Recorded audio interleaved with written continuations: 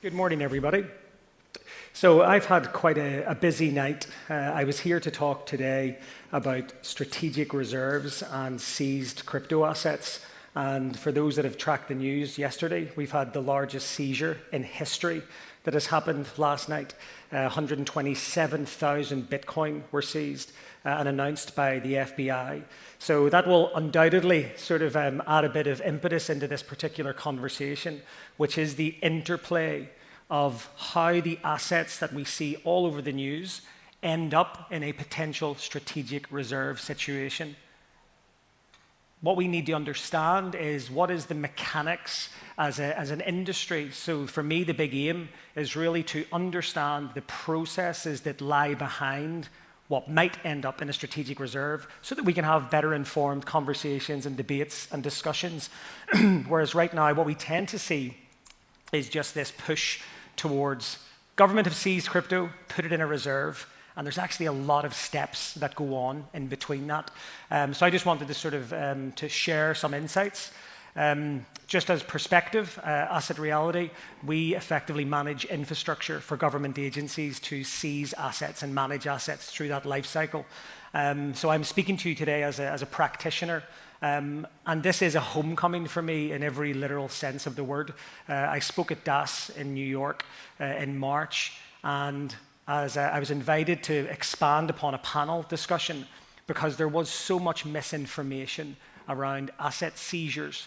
2024, the government in the US announced a reserve would be created, and lots of things followed around the world, and we're going to unpack a bit of that today. But literally, I used to work in the office next door, which was Custom House. I was a criminal investigator, and then I was the UK's seized asset manager. So I was involved in the first seizures of crypto assets in the UK and Europe, and was also ran the first live auction of seized Bitcoin, and even things like seized Monero. Would you believe we were allowed to sell that back in 2018 and 2019? So really what we want to do is just cut through a lot of the headlines, the clickbait, and try and understand what are the fragments that actually are relevant that we need to know so that you can just demystify this a little bit. So think of this as a sort of an asset seizure 101, just really so that we can get to the bottom of what good would look like in an eventual creation of strategic reserves that we're seeing around the world. I mean, we constantly see the same couple of social media accounts trolling the German government because the German government sold their crypto, and there's very hilarious memes about the misery they must be feeling because they sold Bitcoin when it was at 50,000. I mean, I'm here to tell you that they had no choice legally and procedurally.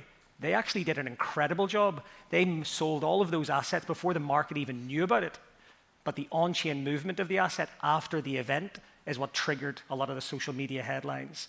And then we saw things that are well-intentioned. I mean, I'm all for sort of having good debates around reserves, digital asset stockpiles, but what I can't sort of stand idly by and watch is just misinformation around how asset forfeiture actually works. So when we saw this letter that said that the US government had undersold its Bitcoin too early, I would respectfully argue to Ms. Loomis that, again, there was no choice. There is a process and a procedure that has to be followed when assets are seized, and we'll talk about that in a little more detail. And if government agencies want to change how they treat seized and forfeited assets, then they literally will have to change legislation. And if they change legislation, by all means, then you can do lots of other things with seized assets, which we'll talk about. We've also additionally seen it really become a bit of a political football where I actually contributed to this particular article when we were asked to give our thoughts on could the seized Bitcoin start to address the budget shortfall? And the answer is it's not a discussion point right now. In any seizure case, when an asset is actually seized, there is so much procedure that you have to go through. It could be that none of the assets that have been seized in the UK even end up on the table for a discussion about a reserve. The 127,000 Bitcoin that were seized last night, if the forfeiture application, we'll talk about that in a second, if that's unsuccessful, that all goes back. to a victim, to a third party, could be another country is involved. So again, we're slightly getting ahead of ourselves, talking about whether or not this will budge or will bridge some sort of gap or deficit shortfall. It's kind of like you haven't even arrested the person and you're already predicting what their sentence is going to be in prison, is how I sort of like to think about it. So I think the only way we can really sort of unpack this over the next sort of 12, 13 minutes is to understand the actual seized asset life cycle. Because, and the reason I keep talking about seized assets is because I haven't seen a single press release that references creating a reserve without using seized and forfeited assets, because it's the obvious way to basically create a reserve in a cost-neutral way. You start a case, this is what we know as the asset recovery sort of industry, where cases are invented. We've all seen the big cases. Imagine Bernie Madoff. Lots of allegations around mis-selling schemes, running an international Ponzi scheme. So the agencies will very rightly start an investigation, seize all of the assets, and then who takes custody of the asset? Do they appoint receivers? Who manages those assets? The Bernie Madoff case was nearly 20 years from start to finish, and there's still some parts being resolved right now. But when we look at crypto cases, FTX, people were paid out within 24 months. That's astonishing in my world of asset recovery. So I'm also going to talk about some of the art of the possible, that digital assets actually could be the blueprint for improving asset recovery. But when we think about reserves, that sort of comes in at these final stages in the realization/reinvesting, because the same cycle applies no matter what the asset is. There have been directives. Let's look at the US, for example.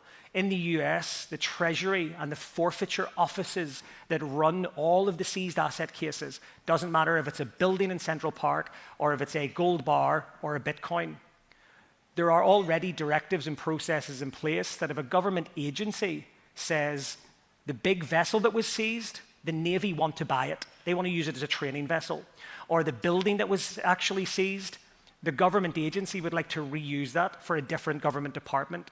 There's a very clear process that's been laid out for over 20, 30 years now, where governments can apply to the other government agency to use seized assets. There's some phenomenal examples of social reuse when assets have been seized from the mafia in Italy. And of course, would you buy the villa that the mafia boss owned? You'd probably run for the hills instead of trying to buy it, or you'd need to invest in some significant insurance, which they will probably sell. But if you try and buy that property, and we've seen this before, I've been the seized asset auctioneer. I was the person selling these assets. We've had threats to life because we're involved in selling highly contentious assets. So the legislation that will or will not allow a strategic reserve is also the legislation that allows a charity to apply to use the building. We've seen in Italy the creation of orphanages out of massive government-seized assets. So there are provisions legally to reuse assets that have been seized and confiscated. And to give us a bit of a trip down sort of memory lane, we've been sort of taking assets off criminals for a very long time. We always use this phrase, you'll hear politicians say, crime must not pay. It was actually J. Edgar Hoover at the sort of inception of the FBI coined that phrase, and they brought out these terribly graphic novels that I cannot use anything more than the first page. And it was to try and scare kids out of getting involved in a life of crime during like prohibition and bootlegging and things. But the sad reality is Europol did a report in 2015. Does crime still pay? Spoiler alert, we could sort of poll the audience. 10 years later, it does. And it's one of the things that, again, we need to understand all of the architecture and asset recovery that will lead to, or the creation or not, of strategic reserves. A lot of you from a crypto perspective and digital asset perspective will know of the Financial Action Task Force. You've probably all heard of FATF. You've probably heard about the travel rule. You've probably heard about FATF not describing what to do with DeFi and all of the things that go with it. Most normal people, if you're not like me and you don't read this stuff, most normal people will not know that FATF does not exist to deal with crypto assets. FATF sets 40 recommendations on how to have a civil society effectively and how to tackle the worst things like terrorist financing, money laundering. One of the 40 things is new technology. A subsection within that is dealing with new threats to money laundering, and that's in 2019 why they brought out information on things like travel rule. It's just dealing with the risk involved in the asset. The actual purpose of FATF is to take criminals' assets away from them. It's to tackle crime. But what we are seeing globally is that only 1% of assets are actually recovered. The reason asset reality exists is to make it easier to seize assets and take assets from criminals. $6 trillion is laundered every year, $6 trillion US dollars. And the estimates is that we recover less than 1%. Like, for me, like, asset recovery is the biggest sector most people have never heard of. Imagine if we only arrested 1% of criminals or locked up 1% of criminals. So improving asset recovery will ultimately put more in the pot and put more in an eventual strategic reserve pot. So that's why you're seeing lots of FATF have now designated asset recovery as a strategic priority to improve. We've seen things like Interpol launching new tools, a silver notice, just like the red notice when they were searching for a fugitive. There are now silver notices to target assets. And the reason this is important to you guys is because digital assets has become the biggest category in asset recovery. It used to be seize the car, seize the cash, and seize some crypto. Now it is, by an order of magnitude, crypto, car, cash, and everything else. We've seen billions and billions seized in crypto. We don't often see billions seized in fiat or billions seized in real estate, for example. And also digital assets and blockchain analytics, the construction of stable coins, how decentralized protocols work. As an asset recovery practitioner, these actually allow me to seize assets easier. I can communicate with Tether with a court order and say, can you burn and reissue? I can't do that with any other asset category in the world. The Cobra Kim, the law firm, I would recommend you read their case, the wormhole exploit. They successfully recovered $400 million because the operators of the decentralized platform where the criminals sent their assets said, we have them. The court order was sent to them. They actually wrote some new code, and those assets were transferred back. Again, that wouldn't be possible. Or like go back to the Madoff case. It takes 20 years to unpick an offshore trust. It can take less than 20 hours to map everything out with blockchain analytics. So there's a wonderful opportunity with digital asset recovery, but the actual stages of asset recovery that will lead to eventual reserves are no different regardless of the asset category. It's always about finding it, recovering it, and securing the asset. Actual case, the US recovered dinosaur bones that were stolen in Mongolia, procedurally identical to the assets that will end up seized like a Bitcoin in a strategic reserve case. It doesn't matter if it's a T-Rex, it doesn't matter if it's a gold bar, it's the same process every single time. So if I seized a gold bar today, you wouldn't expect that I could go and trade or deal or do anything with that gold bar until the case is completed. And that's one of the things that's missing when we see all the Twitter headlines about the government's just seized 127,000 Bitcoin. Yes, they've seized. That doesn't mean they own it. It means they've laid a claim to it. It could take 5 years, 7 years, 10 years. But the good news is there is a greater focus on asset management because the next big concern is historically we don't do well as a global society managing seized assets. On average, it takes 6 to 7 years to realize a seized asset. So what does that mean for all the Bitcoin that's been seized? Most jurisdictions will be stuck with these assets for 6 or 7 years. So then you have an asset management problem. If I'm the Lazarus Group and all of a sudden I'm seeing government agencies popping up all around the world managing billions of dollars of seized crypto, I know where I'm going next to try and exploit. We've also seen this growing change way before strategic reserves were announced. FATF was putting pressure on government agencies, quite rightly, to say, we've got to do a better job managing seized assets. What happens to a boat if it sits still for 7 years? What happens to the value of a Ferrari if it sits in a government compound for 7 years? But then crypto comes along, and it's almost like bad asset management works. Just stick a ledger wallet in a drawer, and 7 years later, it's worth billions. So there is this weird thing happening that has never been encountered before, where an asset can just physically lie dormant and accumulate so much value. So there's actually changes, and this might clash with strategic reserves. because there has been laws passed. One of the countries in the Caribbean were one of the first, we were involved in the project, to write specific legislation to deal with depreciating and volatile assets. And you'll see that virtual assets are right in there.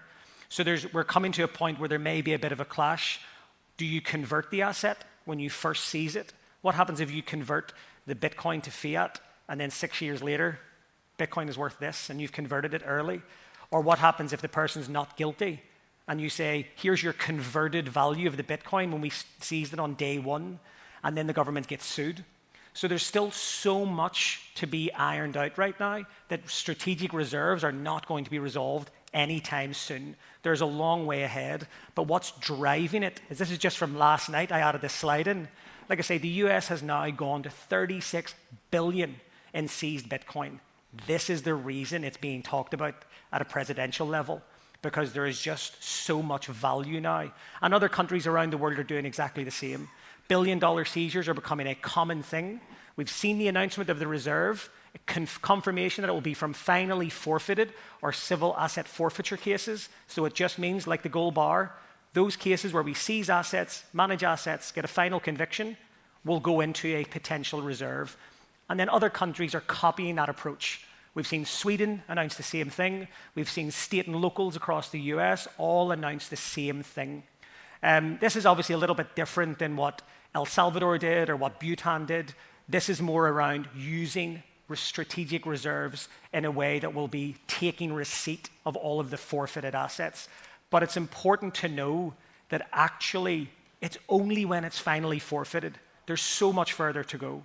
When you seize crypto assets, at the time of the seizure, it's actually evidence. It's evidence of a money laundering offense. Or the legislation might be you're removing assets under the Proceeds of Crime Act.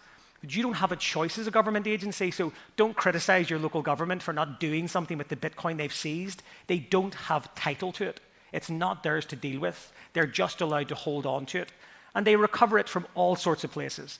You guys will know as well as I do, vast majority of crypto is currently held in centralized exchanges or with third parties, but we're seeing a growing shift. Some of the biggest seizures in the world is a ledger wallet and a floor safe. And that's how governments are sort of coming across these assets. The other big challenges that we see quickly are around the creation of wallets. People say to governments all the time, just create a wallet. There are countless headlines of management being really difficult, from things like address poisoning to the wrong transaction fees to sending assets to the place they're not meant to be, to actually stealing the assets. I mean, virtually every country in the world has had a headline where the officers who were involved in the seizure actually stole the assets. That's not a criticism of the police. Every agency and every entity in the world will have corruption issues.